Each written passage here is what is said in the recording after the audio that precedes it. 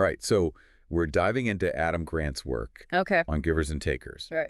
Um, you're looking for a different take on success. Yeah. One that maybe ditches the whole climb the ladder on the backs of others thing. That's what's so interesting about Grant's research. Okay. He turns that traditional, almost Darwinian view of success on its head. Right. This whole framework of givers, takers, and matchers, it really makes you examine how people operate when they're chasing those big goals. Okay, frameworks are my love language. Okay. Break it down for me. Okay. What makes these types tick? So think of it like a spectrum. Okay. You've got your takers on one end, always angling for the best position, Mm-hmm. constantly thinking, what's in it for me? So we're talking about those classic go-getters. Yeah. The ones who leave a trail of I statements in their wake. You nailed it. Mm-hmm. Now, way over on the other side of the spectrum are the givers. Okay. They're all about putting others first, Okay. often going above and beyond, and sometimes they don't even expect anything in return. Like that friend who shows up with soup when you're sick, even if it means navigating a snowstorm to do it. Exactly. And smack dab in the middle, you've got your matchers. Okay. Balance is their jam. Give a little, take a little. It's all about fairness and making sure things stay even, Stephen. So that coworker who's always down to cover your shift. Yeah. But you better believe they're marking it on their mental scorecard. Right on the money. Okay. Now, here's where Grant's research throws a curveball. What's that?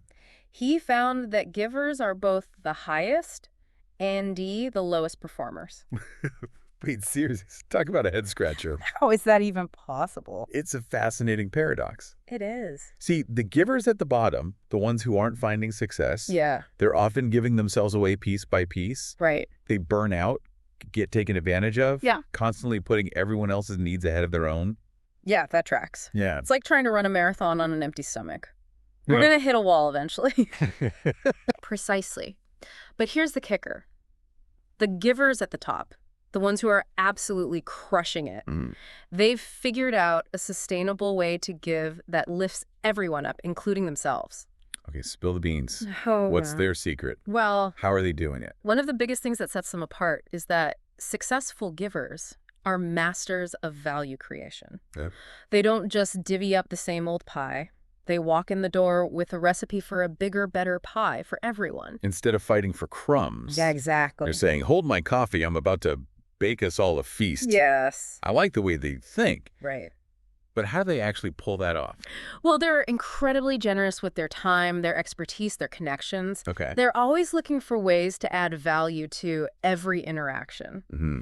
Take George Meyer, for example. Right. He was a writer for The Simpsons. Wait, really? And by all accounts, a true giver. The Simpsons. Yeah. Tell me everything. How does a giver thrive in a writer's room, which Yeah. I imagine is typically full of, let's just say, big personalities? Meyer was notorious for taking on the thankless tasks that nobody else wanted to touch. Wow. He was always willing to polish other people's work, toss out ideas, and he never seemed to care about the credit. Yeah. He was all about making the show better, even if it meant working behind the scenes. And that approach led to him being recognized as a driving force behind the show's success. Yeah. Seems counterintuitive, but also kind of brilliant. Exactly. And that brings us to the second superpower of successful givers' relationships. Okay. They're not just building a network, they're cultivating a whole ecosystem of connections. Right. And get this, they're not afraid to tap into what Grant calls dormant ties. Dormant ties. Yeah. Is that code for something? Not quite. Oh. Dormant ties are those connections we let fade into the background. Oh. Think old colleagues, former classmates, people you've fallen out of touch with. So not the scary garden variety then. More like those connections that are just dormant, Right. waiting to be reawakened. Precisely. And Grant's research found that these weaker ties can be surprisingly valuable. Okay. They offer fresh perspectives, new information, Right. the kind of stuff we might miss in our usual circles. So that person you awkwardly avoid eye contact with at the grocery store Yeah. because you haven't spoken to them since high school? Right. Reaching out might not be such a bad idea after all. You never know. It's like tapping into a whole network of untapped potential. Okay. And the third secret weapon in the successful giver's arsenal, this one might really surprise you. Okay, what is it? They've mastered something called powerless communication. Powerless communication. Yeah. Okay. Color me intrigued, but also a little skeptical. Okay. I mean, aren't we always told that to be successful, you have to be assertive, confident? Right. The opposite of powerless. It does seem counterintuitive, right? It does. But it's not about being a pushover. Powerless communication is about embracing vulnerability, asking questions, Right. really soliciting input. It's about shifting from a know-it-all to a learn-it-all approach. So instead of dictating, Yeah. they're saying, hey, I value your opinion. Yeah. What do you think? Right. They're creating a space for collaboration Yeah, exactly. rather than a dictatorship. And they get that, acknowledging others' expertise, seeking different viewpoints. Right. It doesn't diminish their authority. It actually strengthens it because it shows they're not afraid to learn and grow. Okay, this is making me rethink my whole communication style. Yeah. You know, this whole givers and takers thing has me thinking, Okay. what about those people who seem like givers? Yeah. They're charming, agreeable, Right. but you get this feeling they're always working an angle. Yeah. Are they just really good at faking it? You're talking about the agreeable takers? Okay. They can be tricky because they camouflage their self-serving motives with charm and a veneer of helpfulness. They're like those beautiful but deadly creatures in the rainforest. Right. Alluring, but one wrong move and... Well, maybe not that dramatic, Okay. but you do have to be careful. Look at their actions over time. Okay. Are they consistently generous? Or is it only when it benefits them? So it's like that 5-minute favor you mentioned earlier. Yeah. A true giver, even an agreeable one, wouldn't hesitate to lend a hand, Right. even if it's something small, right? Exactly. That's the beauty of the 5-minute favor. Okay. It doesn't have to be a grand gesture. Right. It could be as simple as making an introduction, sharing a relevant article, Right. offering words of encouragement. It's about recognizing that even small acts of generosity can have a ripple effect. I love that. Yeah. You don't have to be out here single-handedly saving the world to be a giver. Right. You can make a difference with small, consistent actions. Exactly. Okay, so how can someone tell if they've been misjudging someone? Maybe they're not as giving as they seem. Yeah. Are there any red flags? One thing to watch for is whether their giving feels transactional.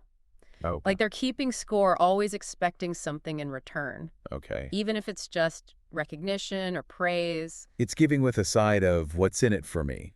Exactly. True givers are motivated by a genuine desire to help, Right.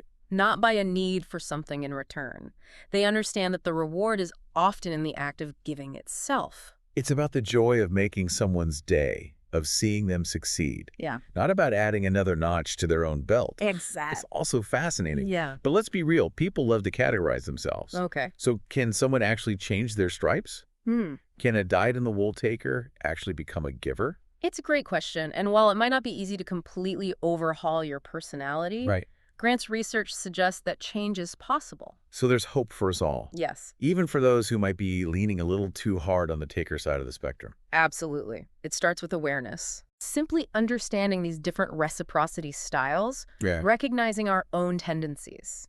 That's a huge first step. So like taking a good hard look in the mirror Yeah. and being honest with ourselves about how we show up in our interaction. Exactly. No sugarcoating allowed. Once you're aware of your patterns, Okay. you can start making conscious choices. Hmm. For example, if you realize you're prone to taker tendencies, Yeah.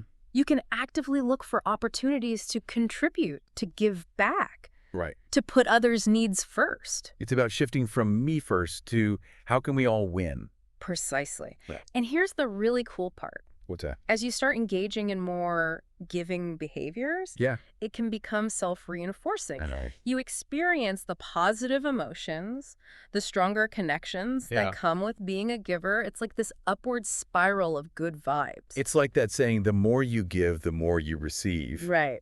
But not in a transactional way, more like a domino effect of positive energy. Eh. But what about those people who are listening and thinking, Yeah. okay, I'm on board of this whole giver thing, Yeah. but I've been burned before by being too giving, too trusting. Right. What advice would you give them? It's crucial to remember that being a giver doesn't mean being a pushover. Okay. It's about finding that sweet spot between generosity and self-preservation. Right, because setting healthy boundaries is important. Absolutely. You can be giving without letting people take advantage of your kindness. And that's where being discerning with your giving comes in. Okay. You don't have to give to everyone equally. Right. Focus on building relationships with those who are also givers. Okay. Those who are genuinely interested in mutual benefit. It's about surrounding yourself with people who uplift and empower each other, Exactly. not those who drain and exploit. Right. Which makes me think, are there different types of givers? That's a great point. It's not a one-size-fits-all situation. Right. Not all givers are created equal, right? Right. Some excel at offering practical support, like lending a hand with a project or task. Right. Others are amazing at emotional giving. Yeah. They're the ones who are always there to listen, offer encouragement, provide a shoulder to cry on. So true. I'm definitely more of an emotional support type of giver, Yeah. whereas my best friend, she's all about practical help. Okay. She'll show up with a toolkit and a game plan before you even finish explaining the problem. Exactly. And the key is to recognize that both styles are valuable.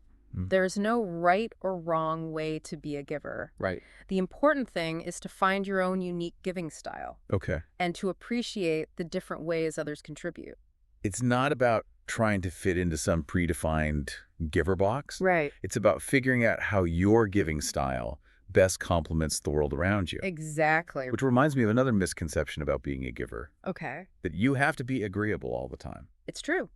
And Grant found that the most successful givers, Yeah. they aren't afraid to disagree, to challenge the status quo, even if it ruffles some feathers. So it's not about being a yes man or people pleaser. No. You could be generous and kind while also standing up for what you believe in. Exactly. They're not afraid to speak their truth, Right. even if it's uncomfortable. They're not afraid to have those tough conversations, to advocate for what they believe in. Right. Grant calls it pro-social dissent. Okay. And he found that givers who are willing to speak up against unethical behavior Right. or advocate for others, even when it's risky, Okay. they actually earn more trust and respect. It makes sense when you think about it, Yeah, because they're not just going with the flow. right. They're showing that they're willing to stand up for what they believe in, even if it means rocking the boat.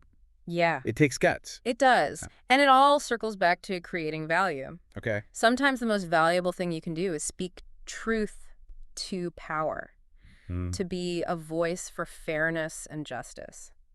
It might not always be comfortable, Right. but it's about doing what's right, not just what's easy. It's like that saying, what's popular isn't always right, and what's right isn't always popular. Right. But having the courage to stand up for what you believe in, that's powerful stuff. Absolutely. Speaking of powerful, but maybe in a quieter way. Okay. Remember that concept we touched on earlier, the 5-minute favor? Oh, yeah, the 5-minute favor. Yeah. I want to hear more about that. Okay. It sounds like something even the busiest person can fit into their day. Exactly. And it goes back to this idea that even seemingly small acts of generosity can snowball into something much bigger. So it's like you don't have to move mountains to make a difference. Right. You could just move a pebble that gets the wheels turning. I like that Grant's point is that we all have skills, knowledge, resources Right. that we might take for granted, but that could be incredibly valuable to someone else. Maybe you're a whiz at coding Yeah. and someone you know is struggling with their website. Right. Or maybe you're a great writer and a colleague is wrestling with a tough proposal. These are all opportunities for 5-minute favors. And it's not just about the practical stuff either, Yeah, right? yeah. It could be something as simple as offering words of encouragement Yeah. or connecting two people who could benefit from knowing each other. Exactly. Sometimes the most valuable 5-minute favors are the ones that cost nothing but a little bit of time and energy. Right. And the amazing thing is, those small acts of giving can often lead to unexpected benefits for everyone involved. You might spark a new connection, open up a new opportunity, or just make someone's day a little brighter. It's like that saying, you get what you give. Yeah. But in this case, it's less about expecting something in return Right. and more about contributing to this ecosystem of generosity where everyone benefits. Well said. And, you know, when you look at those givers who are really killing it, Yeah. they're often surrounded by other givers. Okay. They've built this whole network of people who are all committed to lifting each other up and creating value together. It's like they've created their own little constellation of success, Yes. all radiating positive energy and lifting each other higher. Yeah, So inspiring. it really is. And that's the thing about Grant's research that I find so hopeful. Okay. It shows that success doesn't have to be this cutthroat zero-sum game. Right.